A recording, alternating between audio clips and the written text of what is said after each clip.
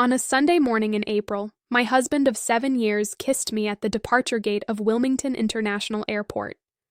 He said he loved me, then walked toward security with a rolling suitcase and the olive green duffel I'd helped pack the night before. He turned once, waved, and mouthed the words again. "I love you."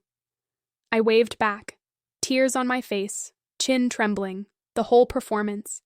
And it was a performance, because those tears weren't sadness. They were 14 days of swallowed rage finally leaking out in the only way I could allow. I knew exactly where Mason Dunlap was going. I knew who was waiting in a 2-bedroom on 5th Avenue in Park Slope, Brooklyn, with new throw pillows and matching towels, and the $375,000 in our joint savings at Brunswick County Federal Credit Union had about 3 hours left before it vanished from his reach forever. I am Harper Pennington. I'm 33, a title examiner at Cape Fear Title and Escrow in Wilmington, North Carolina. For 7 years, I believed I had a good marriage to a quiet, stable man named Mason Dunlap. Maybe a little boring in that comfortable way marriages settle. He was a project engineer, or so I thought, at Stanton and Murdoch. We bought a 3-bedroom ranch on Bristow Lane in Leland 5 years ago. I found it on Zillow, negotiated the price down, and handled the closing myself. I examine property documents for a living, looking for lies hidden in legal language. Turns out I should have been looking for the lies on my husband's laptop. 8 weeks before that airport goodbye, Mason came home excited, saying he'd been chosen to lead a 2-year bridge project in the Bronx.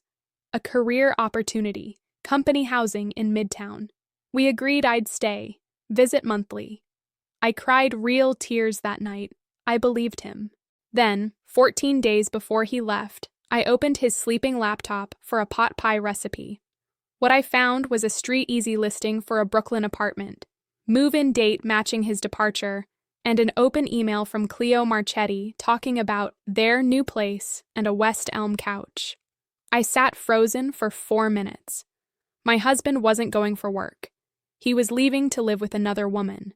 Here's what I didn't do. I didn't scream, call him, or throw anything. I work with evidence. The person with the paperwork wins. I screenshotted everything, sent it to my work email, closed the tabs, and put the laptop back. I even printed and made that pot pie the next night. He said it was delicious. Over the next 2 weeks, I became someone I didn't recognize. I found Cleo's public Instagram. Photos with Mason spanning 14 months, trips matching his work travel. I told only my best friend Tess, "Trust me for 2 weeks." I opened a personal savings account, researched divorce attorneys, and studied equitable distribution laws. Then came the airport. After he disappeared past security, I drove straight to the credit union.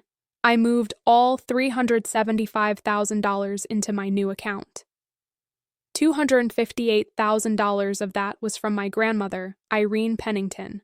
A lifetime of discipline deposited into joint savings because I'd trusted my husband. Grandma Irene once told me, "Never leave your money where your husband can find it." I should have listened sooner. Next, I saw divorce attorney Nadine Albrecht, who filed a petition and an emergency motion to protect assets.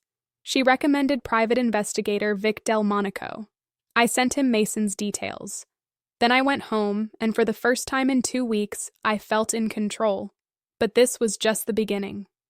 I didn't yet know Mason had been fired 5 months earlier. I didn't know about the forged loan application, and I didn't know what role my mother-in-law, Karen, had played. Mason called that first evening in New York, lying about the apartment, the team, the commute. I played along, each call like swallowing glass. Vic's report came quickly. Photos of Mason and Cleo entering the Brooklyn brownstone, his name on the lease. Worse, Mason hadn't worked at Stanton and Murdoch for months. No project, no assignment. The entire story was fabricated. A call from Christian Annensley at Stanton and Murdoch confirmed it. Mason had been terminated 5 months earlier over expense discrepancies. He'd pretended to go to work every day for over 100 mornings. Where did he go? I still don't know. Then Karen slipped, referencing that big park near Mason. Prospect Park, blocks from the Brooklyn apartment. She knew. The betrayal cut deeper. I found a denial letter for a $150,000 home equity line of credit on our house, with my forged signature. The bank had caught the discrepancy. This was fraud, and it changed everything. Nain said this proved premeditation. Mason's plan was to drain our savings with excuses about project expenses. I'd moved the money 5 weeks before he planned to start.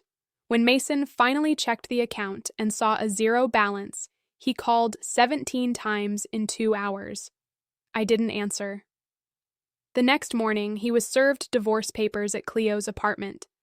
He flew back, hired an attorney, and filed a motion to force me to return the funds. At the hearing, Nain presented the evidence: the inheritance paper trail, the HELOC forgery, the concealed unemployment, the abandonment, the recorded call where Mason said he needed the money for rent. The judge denied his motion. While Mason stayed in a weekly rate motel, Cleo began Googling him. She found our marriage record, no divorce filing, and reached out to me with screenshots of his lies to her. That the divorce was nearly final, the house was selling, his career was advancing. It was all premeditated fabrication. Karen, protecting her reputation in Southport, gave Nain a signed statement admitting she knew about the affair and helped Mason search for apartments. The final settlement was signed in a quiet conference room. I kept the $258,000 inheritance.